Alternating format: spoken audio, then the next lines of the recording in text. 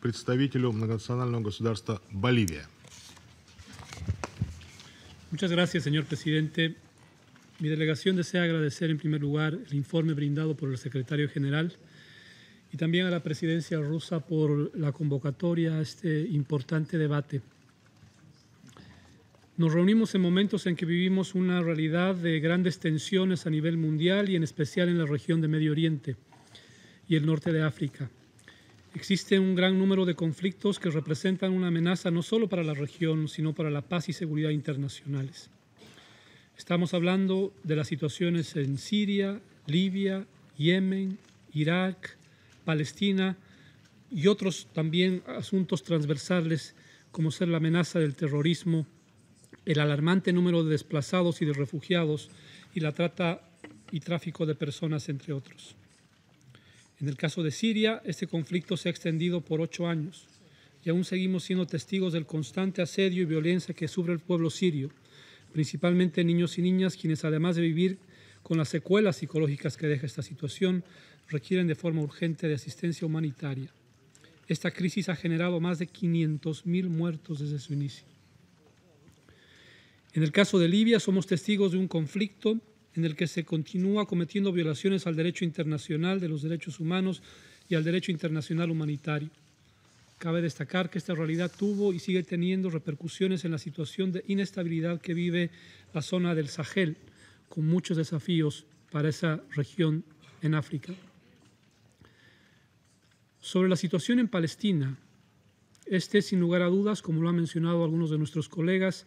se encuentra en el centro de los conflictos en Medio Oriente, no solo por su larga data, de más de 70 años, sino porque mientras no se resuelva, no habrá una verdadera paz sostenible y duradera en la región. El tema central, el tema medular de la situación palestina es, sin lugar a dudas, la ocupación por parte de Israel de territorios que no le pertenecen, incluidas la Franja de Gaza y Jerusalén.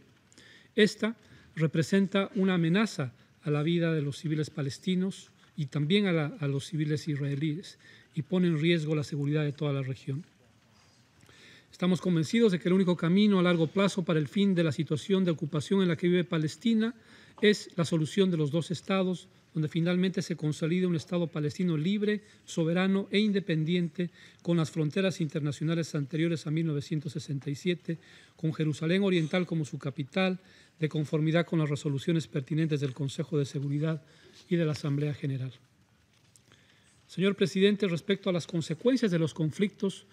una de las principales son las crisis humanitarias, como el caso de Yemen, donde hay más de 8 millones de personas que están en riesgo de hambruna. El 60% de la población se encuentra en una situación de precariedad alimentaria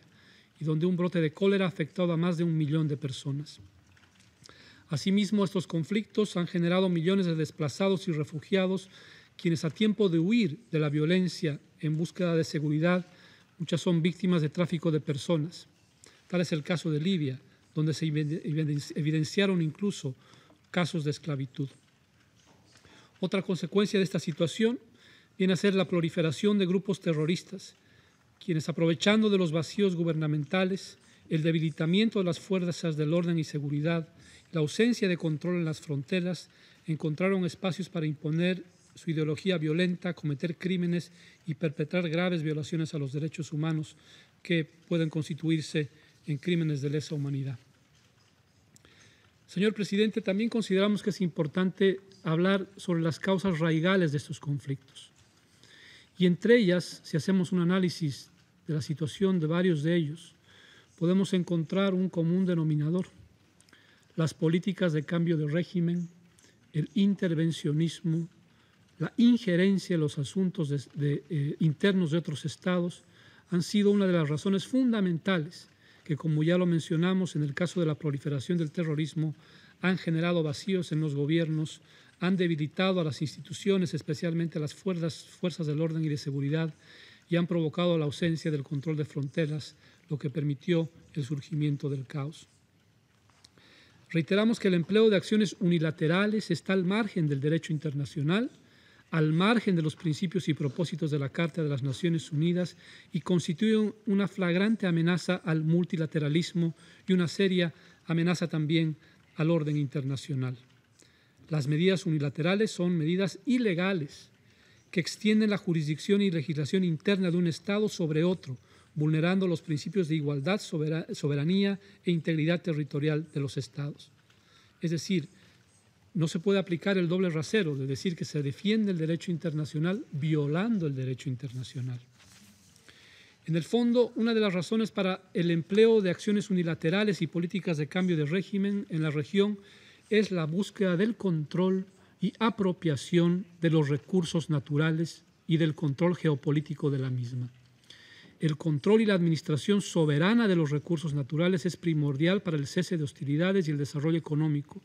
Cuando un país mantiene control efectivo de sus recursos y existe la voluntad política, es posible alcanzar un cambio estructural que lleve a la estabilización y al fortalecimiento del Estado de Derecho.